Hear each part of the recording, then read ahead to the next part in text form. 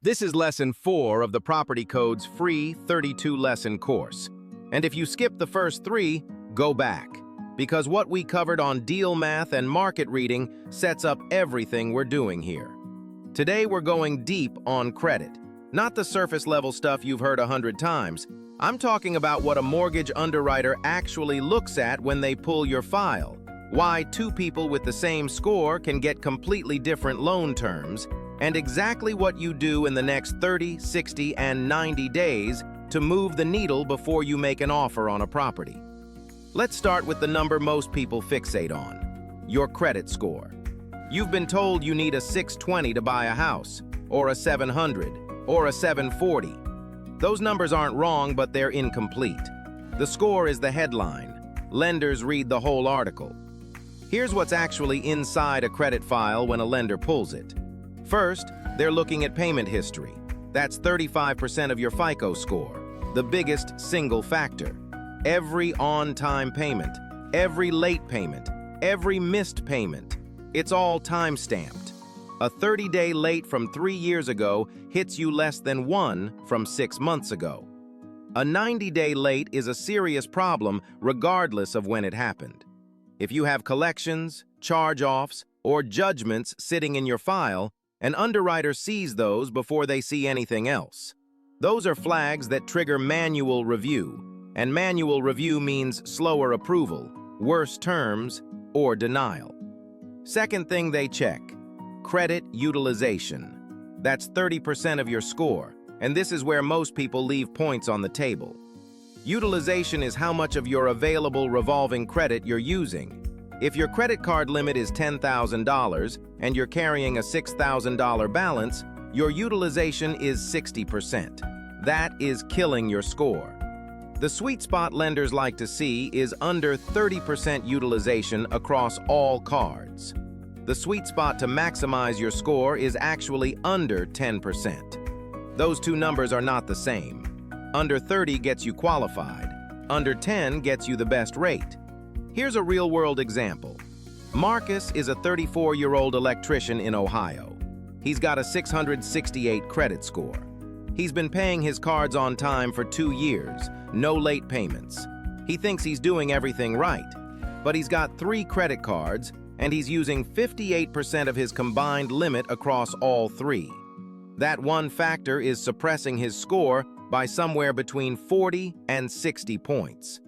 If Marcus paid those balances down to under 10% utilization, or even got a credit limit increase on one card without increasing his spending, his score could realistically jump to 710 or 720 within 60 days. That 40-point swing is the difference between a 6.8% interest rate and a 6.4% rate on a $300,000 loan. Run that over 30 years, and it's over $25,000 in interest. That's real money. That's a car. That's a year of rent. Third factor lenders examine: length of credit history. That's 15% of your score. The older your accounts are on average, the better. This is why you should almost never close your oldest credit card, even if you don't use it anymore. Keep a small recurring charge on it: Netflix, a gym membership, and pay it in full every month. Closing that card doesn't remove the debt from your history, but it shrinks your available credit, and it can eventually drop that account off your report, shortening your average age of accounts. Fourth, credit mix, 10% of your score. Lenders want to see that you can handle different types of credit: revolving accounts like credit cards, installment loans like a car payment or student loan. If all you have is credit cards and nothing else, that's a thinner profile. If you have a mix, it signals to the algorithm that you've managed different kinds of debt without defaulting. Fifth, new credit inquiries, 10%. Every time you apply for new credit, a card, a car loan, a personal loan, it generates a hard inquiry on your file. 1 or 2 hard inquiries is not a big deal.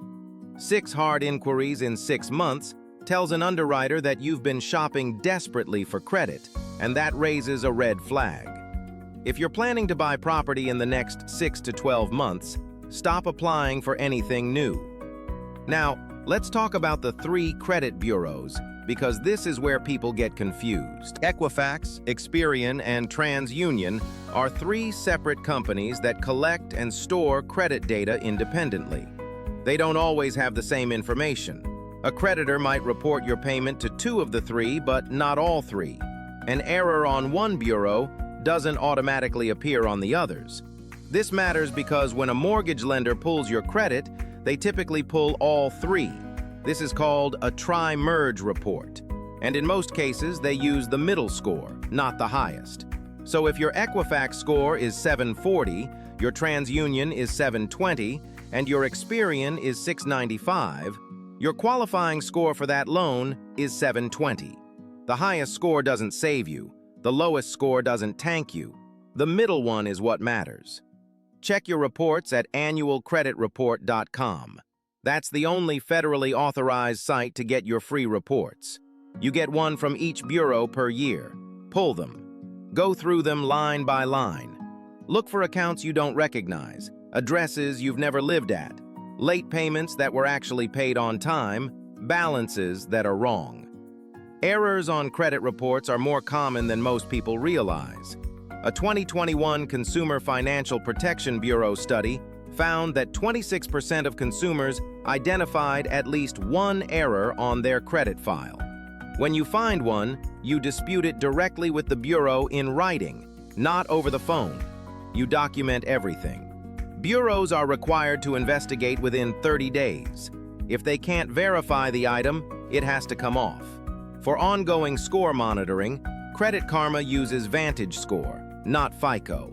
FICO is what mortgage lenders actually use, specifically FICO 8 or FICO 2, 4, and 5, depending on the bureau.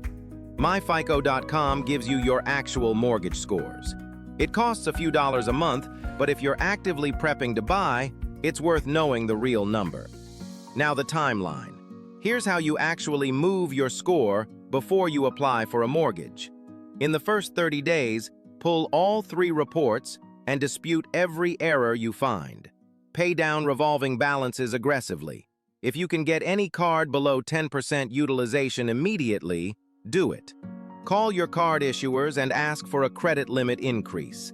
This takes 5 minutes and lowers your utilization ratio without you having to spend anything. Just make sure they don't do a hard pull to grant the increase. Most major issuers will do a soft pull for existing customers. In days 30 through 60, check whether your disputes were resolved and whether your score moved from the balance paydown. If you have medical collections under $500, those have to be removed from FICO scoring under the CFPB rules that took effect in 2023. Verify that your report reflects that. If you have older collections that are paid or settled, confirm they're showing correctly. In days 60 through 90, you should have a cleaner file. Now you can start having real conversations with lenders. Get pre-approved, not just pre-qualified. Pre-qualification is a lender looking at what you tell them. Pre-approval means they've actually pulled your credit, verified your income, and made a conditional commitment. When you're making an offer on a property, a pre-approval letter is what sellers take seriously. One more thing about the pre-approval process. When multiple mortgage lenders pull your credit within a 14 to 45-day window, FICO treats all those pulls as a single inquiry. So you can rate shop, and you should rate shop, without wrecking your score. Do your mortgage lender comparisons in a focused window. Don't spread them out over 3 months. What you need to walk away with right now. Your score is a reflection of 5 factors, and you have direct control over 3 of them immediately: utilization, payment history going forward, and errors. Pull your reports today. Calculate your utilization on every revolving account. Identify the 1 or 2 changes that will move the needle fastest. Set a calendar reminder for 60 days from now to check whether your score moved. In Lesson 5, we're moving into debt-to-income ratio, how lenders calculate how much house you can actually qualify for, and the legal ways to shift that number before you apply. The code doesn't expire, but your window might.